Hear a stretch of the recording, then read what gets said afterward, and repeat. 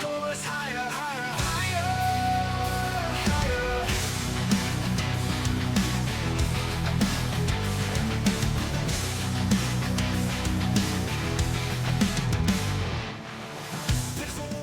Hey everybody, welcome back to the Nation Network. Vince McSham with you here, and we are ready for another episode of Game On.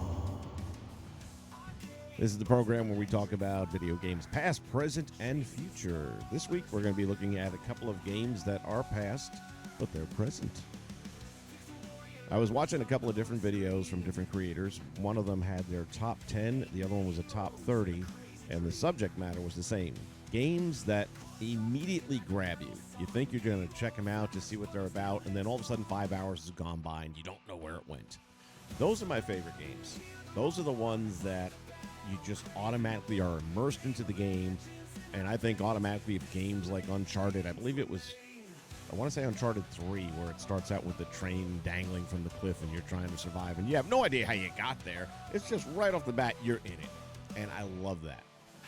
So, 2 titles out of the 10 on the one video and the 30 in particular caught my attention, and they both shared those titles as being games that automatically wrap you up.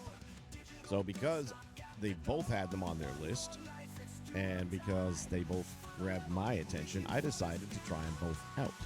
One of them I already had in my collection because it must have been a game of the month at some point in time, and that's the first one we're going to take a look at. It is called Vampyr. Spelled with a Y. Don't let that confuse you, right?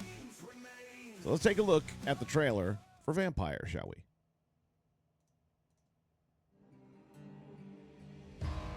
Overnight, my world has changed. The gnawing hunger inside me. Every night, it must be appeased. The thing I've become. A vampire. A thing to be hunted down like an evil beast. But as a doctor, I know there's worse to come.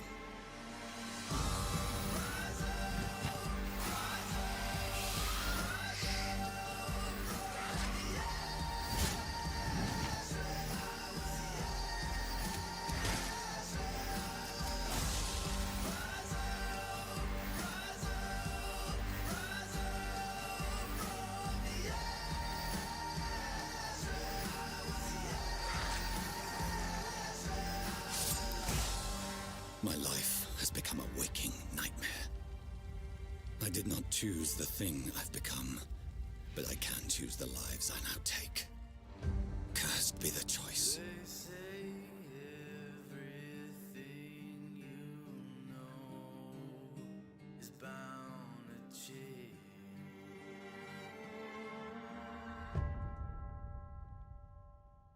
All right, so that's Vampyr. I played it for about 45 minutes, I would say. One of the things they talk about in the review is that the choices you make will have an ongoing effect with other characters. So as you get to know characters in the game, their bloodline becomes more valuable, but then at the same time, you may develop attachments to these characters and don't want to kill them, but maybe you have to, or maybe you need to just to survive. It just seemed like it was going to have all kinds of emotional connections, and that seemed intriguing to me. I'd never seen a game that does that. What I will say is it did not grab me in the beginning right out the gate. I had to stick with it for a little bit. I'm still, I was able to put it down after 45 minutes. I haven't picked that one back up since. I plan to, because I do want to give it more time, and I do want to see where it goes. But I was a little surprised to find out it was a PS4 release. It doesn't feel like one, and to me it doesn't really look like one graphically speaking. It seems definitely like a PS3 at best. So I'm not sure about that part. It's still a good looking game. It's not like there's something wrong with it. It just doesn't look like it was made in the last 2 generations of console. So if you're into the big cinematics, or if you really like to have the most realistic graphics, then this might not be it for you. And I'm just waiting to check it out at this point in time a little bit more before I pass final judgment. But it definitely has potential. Definitely has potential. we'll have to wait and see. And I'll maybe do another follow-up on this once I've given it more time and had an opportunity to get a better vibe as to whether it's a game that grabs you that much or not. Again, early on, I was able to step away from it. Probably not the direction to go in if you're looking to grab somebody right at the beginning. That brings us to our second game this week that we're going to take a look at. And again, this was in my collection. It was a game of the month at some point in history, so I didn't have to pay for either one of these. That's a plus, because right now I'm conserving on cash like most of us are. That said, it's called Titanfall 2. I've never played Titanfall. I've heard of both games, never played them. Again, they go into detail about how crazy this game is and how much it will just pull you right into the game. We're going to take a look at the trailer. Then I got some footage. Both of them are going to be interesting, so stick around for this. Here we go. Ready? Here's the trailer.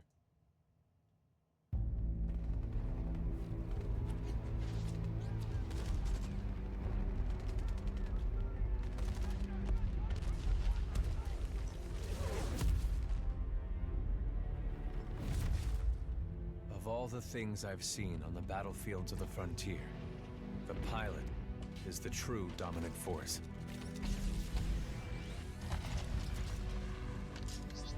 Fast and agile. Graceful, yet devastating. Perceptive, resourceful, and relentless. A pilot sees the world differently. Sheer walls become flanking routes. Pilots fight differently. Experienced in deception and maneuver, even overwhelming odds shift in their favor. But what truly separates the pilot from all the grunts and machines of the battlefield is the bond between a pilot and a Titan.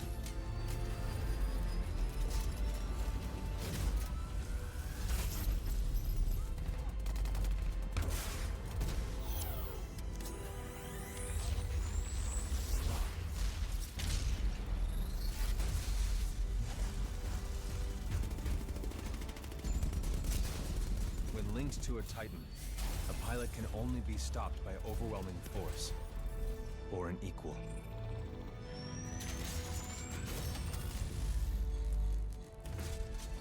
The frontier has been the only home I've ever known.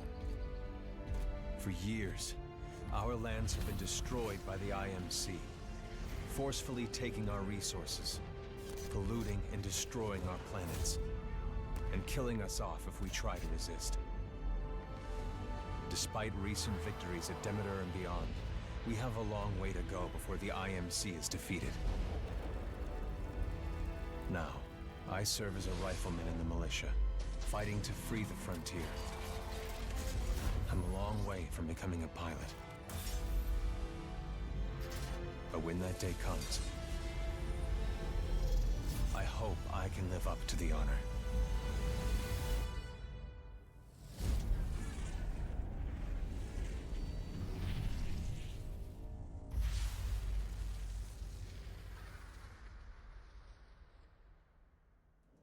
So it's almost a decade old. Didn't realize it was quite that old. Still holds up really well, I'm here to tell you. This game grabbed me, has had me, and I've probably already got 5 or 7 hours into this thing. It's a lot of fun. If you want to get into a game that immediately puts you into the story or immediately puts you into the battle, hell, a lot of people spend an incredible amount of time just on the opening tutorial where they have a gauntlet you have to run. And it will make you crazy because each time I know I can do better. I know I can do better. And there'll be one mistake. There's one guy who set, to the best of my knowledge, the overall record, which is an insane 10.10 seconds. If you've tried this gauntlet, you know that's insane. If you get under a minute, you're doing well. 10 seconds. And doesn't miss a target. And he's flying through this thing. You almost have to wonder if it's possible or if there was aim bots or something being used. But I'm going to give him the benefit of the doubt. That all said, you will go crazy just trying to get your score to move up that leaderboard just a little bit. So it took me a good hour before I ever got into the gameplay because I just kept on running the gauntlet over and over again. It's a lot of fun. It's challenging. It's rage-worthy. It's what gaming's all about. All right. I promised you some footage. I've got some footage. This is what the game has a very interesting vibe going on. Can't quite tell you. There's a little taste of Terminator mixed with maybe RoboCop, and then it's got its own original thing going on at the same time. One of the levels that you'll go through has a time travel mechanism where you control time. You're in a building and you can go back to it in the past and then come back to present day. And you do that strategically because certain parts of the building are unaccessible in the past, but you need to get into them, so then you'll fast forward to the future. Now all of a sudden the wall's missing because it was blown up, but then you get in there and there's a bunch of fire and stuff, so then you go back to the past where it's a nice, clean, sterile environment. I tell you all of that to show you this because this drove me crazy. So we are trying to locate this area, and you got to go down this shaft, but there's fire here, and I'm assuming that I was going to just break through the fire and get through it. But what you have to do, this is the past, this is the present. So what you have to do is jump in while it's in the present and then flip back to the past. But the problem is then when you do that, there's a spinning rotor blade, and it chops you up. So what you got to do is go back and forth quickly between past and present to avoid both issues. And it takes you a minute, perhaps, to figure all this out. But this is just one example of how this game is very unique. And each level is different. It's not like you do this time travel thing throughout the game. It's just for this particular level. And here, finally, we make it all the way through. And here we are in the building in its current state. And we can go back to the past, and it will put everything back in proper order. I'll tell you guys, this game has really been impressive to me. I don't recall what it's going for today, but I think it's a $10 deal. Check it out. I think it's a $10 deal. Definitely worth. I would say $15, $20. It's going to have, if you're into that kind of stuff, it's definitely going to have value for you. There is an online multiplayer. I'm not even going to bother that, man. This game's been around 10 years. These guys know exactly what they're doing. I won't have a chance in hell. If I get a kill, it would be a miracle. So I'm not even going. I might go in one time just to see how bad a slaughter it is. But, yeah, I'm not going to be competitive in that at this point in time. If I'd have got in from day one, maybe I'd have a chance of doing something. But, yeah, I know how this works. I've been there, done that.